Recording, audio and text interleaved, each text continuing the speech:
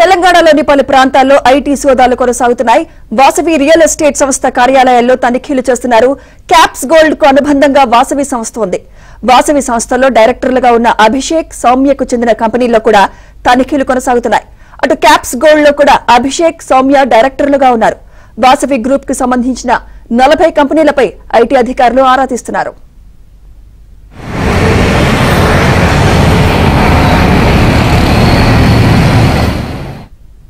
Vasavi real estate groups కార్యాలయాల్లో ఏకకాలంలో సోదాలు కొనసాగుతున్నాయి.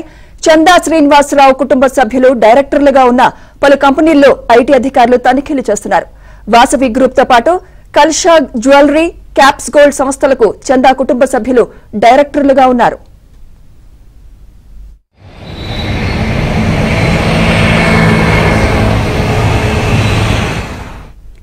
ఇదే అంశంపై మరింత సమాచారం మా క్రైమ్ కరెస్పాండెంట్ శశి అందిస్తారు. శశి, వాసవి గ్రూప్స్ కి సంబంధించిన ఏ కంపెనీల్లో సోదాలు కొనసాగుతున్నాయి, అలాగే కల్షా జ్యువెలరీకి సంబంధించిన అప్డేట్స్ ఏంటి శశి?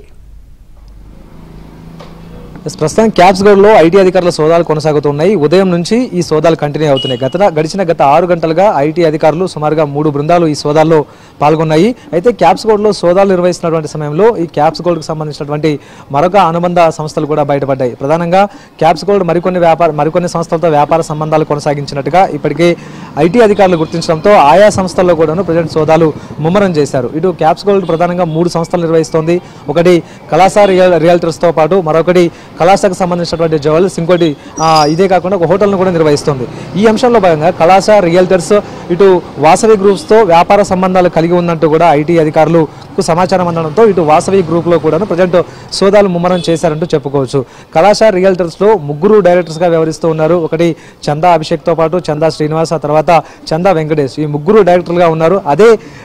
అదే వీరి 3 కూడాను వాసవి ఇన్ఫ్రాలో కూడా ఈ 3 రియల్టర్ గా ఉంటూనే ఆ తర్వాత 2 కంపెనీలు కలిపి జాయింటర్ గా ఏమైనా వెంచర్ వేశారా అన్న అంశాల గురించి కూడా ప్రజెంట్ ఇప్పుడు ఐటీ అధికారులు ఆరా తీస్తూ ఉన్నారు. ఈ 2 సంస్థలకు మధ్య వ్యాపార సంబంధాలు ఉన్నాయి కాబట్టి ఈ 2 సంస్థలు కలిసి ఎక్కడైనా ప్రాజెక్టులు నిర్వహించారా, ఒకవేళ నిర్మించుంటే కనుక ఆ ప్రాజెక్టులకు ఎంత వ్యయమైంది, ఎంత ఖర్చు అయిందన్న అంశాల గురించి కూడా ప్రజెంట్ ఇప్పుడు ఆరా తీసేటటువంటి ప్రయత్నం చేస్తూ ఉన్నారు. వాస్తవానికి ఇటు క్యాప్స్ గోల్డ్ ప్రధానంగా బంగారు ఆభరణాలకు సంబంధించినటువంటి క్రయ విక్రయాలు, ట్రేడింగ్ లో కార్యకలాపాలు కొనసాగిస్తూ ఉంది. సో ఇదే కాకుండా ఇక్కడ వచ్చినటువంటి లాభాలను వేరే ఎక్కడికైనా మళ్లించారా, లేకపోతే రియల్ ఎస్టేట్ సంస్థలు పెట్టుబడులు పెట్టారా అన్న అంశాల గురించి కూడా ఇప్పుడు ఐటీ అధికారులు లోతైనటువంటి దర్యాప్తును కొనసాగిస్తూ ఉన్నారు.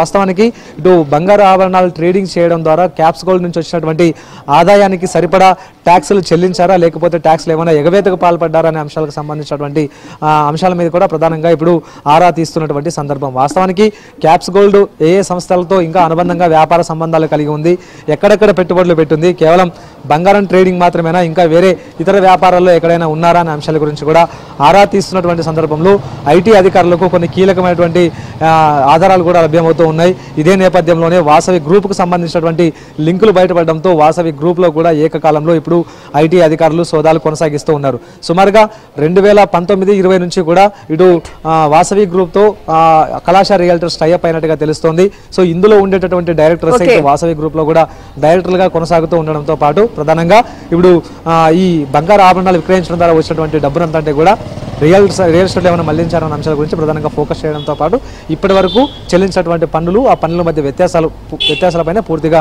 ఇటు ఐటీ అధికారులు దృష్టి సారించారు. Sumitra, right, thank you Shashi.